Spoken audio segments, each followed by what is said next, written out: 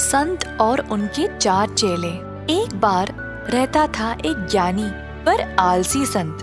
वह अपने 4 चेलों के साथ रहता था।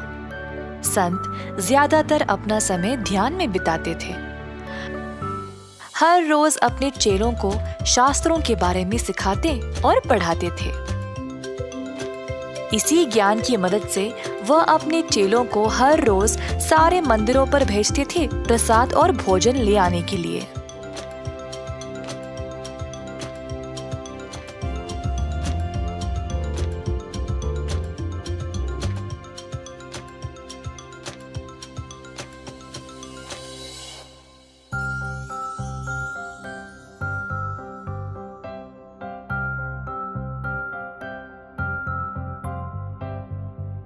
कुछ दिन बीत गए और एक दिन जब चेले प्रसाद लेने मंदिर गए तब एक ने बोला, भैया जी, मुझे अभी ये लड्डू खाने का मन कर रहा है।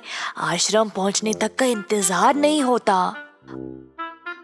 अरे ना ना, अगर साधु जी को पता चल गया तो वे बहुत क्रोधित हो जाएंगे। अगर मैं थोड़ा सा अलग से खा लूं जिससे उनको कोई शक नहीं होगा तो फिर तो वे गुस्सा नहीं करेंगे ना। चारों चेलों ने इस बात पर विचार किया और फिर प्रसाद को ऐसे खाया जिससे संत को कोई शक ना हो। फिर बाकी का प्रसाद ले गए आश्रम और दिया संत को। संत ने बिना शक किए प्रसाद को खाया। चेले खुश थे कि संत ने ध्यान नहीं दिया और चुपचाप सब खा लिया। अगले दिन जब चेले प्रसाद लेने गए तो इस बार प्रसाद की सुगंध और भी ज्यादा ललचाने वाली थी। फिर से उनका मन किया उस प्रसाद को खाने का। अब क्योंकि ये वाला प्रसाद इतना स्वादिष्ट था, चेले कुछ ज्यादा ही खा गए। अरे नहीं, हमने आज कुछ ज्यादा ही खा लिया। ओफो, चिंता मत करो, कोई नहीं, कल ही साधु जी ने इस पर ध्यान नहीं दिया था, उनको पता नहीं चलेगा। चलो अब। चेले आश्रम पर पहुंचे और प्रसाद को रखा संत के आगे और पीछे खड़े हो गए संत को खाते हुए देखने के लिए।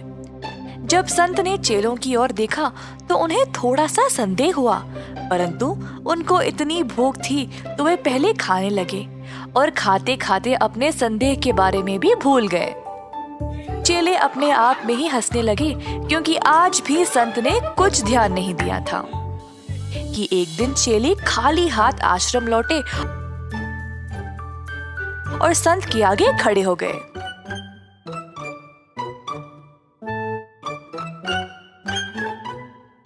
हाँ, इसीलिए हमें प्रसाद नहीं मिला। संत ने अपने चेलों के चेहरों को ध्यान से जांचा और देखा कि एक के मुंह के पास खाने का छोटा सा टुकड़ा था। अच्छा, फिर तुम्हारे मुंह पे क्या लगा है? हाँ, मुझे नहीं पता, शायद कुछ कचरा लग गया होगा।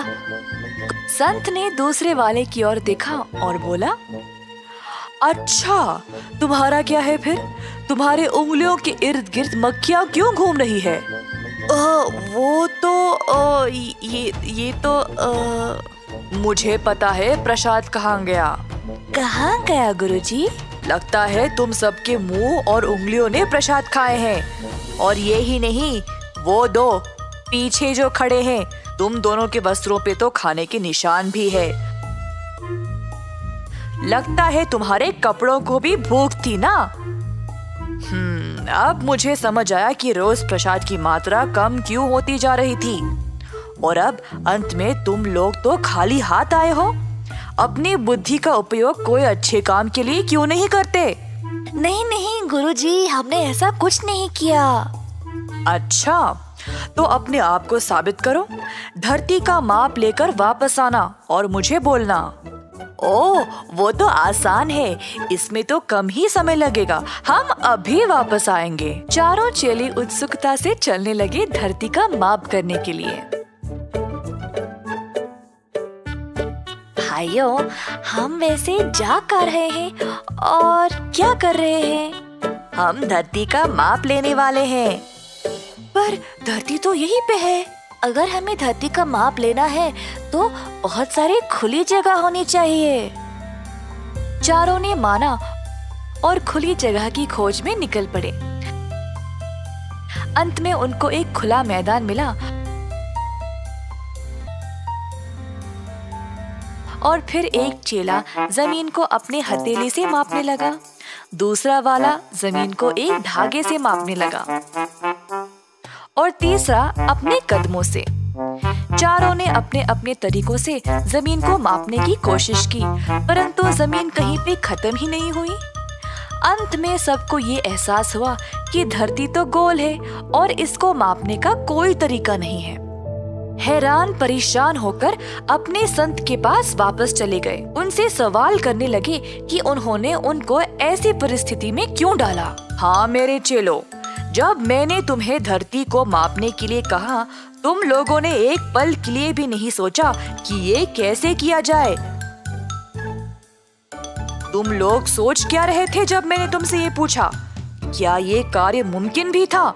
तुम लोगों ने बस अंधों की तरह बात को सुना और निकल पड़े और आधा दिन रद्दी करके गुस्से से आके मुझसे ही सवाल कर रहे हो।